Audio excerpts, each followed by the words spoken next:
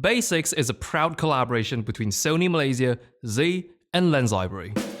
After you buy your first interchangeable lens camera, it really is only a matter of time before you start itching to buy a new lens for it. And since there's no realistic way to stop that feeling, let's at least talk about what lenses you could be buying. And since Jays is from Lens Library, he is probably the most suitable person to be telling us about lenses. There are two types of lenses, zoom lenses and prime lenses.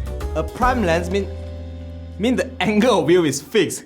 You cannot zoom in or zoom out. A lens that can do that, it's called zoom lens. A zoom lens doesn't always mean you can zoom to a far away subject. There are zoom lenses that only cover wide angle. For example, zoom lenses are generally regarded as being more convenient because you can think of them like having a multiple prime lens in one lens. However, zoom lenses are often bigger, heavier than a single prime lens. Zoom lenses also don't typically have an aperture that are as bright as prime lenses. So if you want maximum bokeh, like me right now, you might want to consider a prime lens. But if convenient or coverage is your priority, there are plenty of zoom to choose from.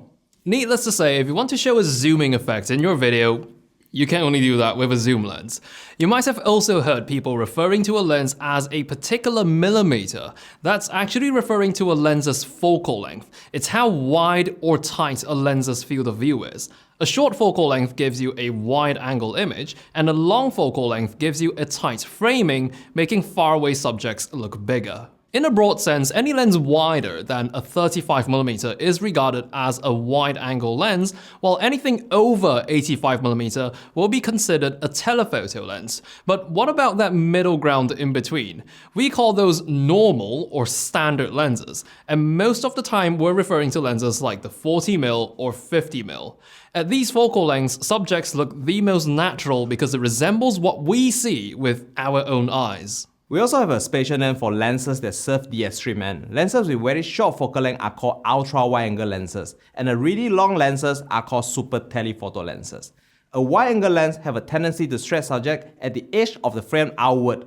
Also, the wider the lens, the greater it will exaggerate the distance of the subject they are near to it. Telephoto lenses, on the other hand, make the distance between subjects appear closer.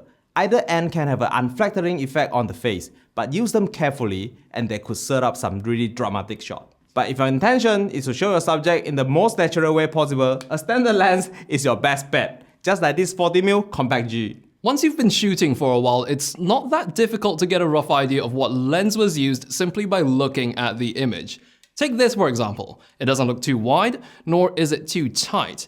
So it was likely shot with a normal lens. This was in fact shot with the 40mm Compact G lens. Try guessing the focal length next time you watch a movie. You'll realize it's a very powerful tool for storytelling.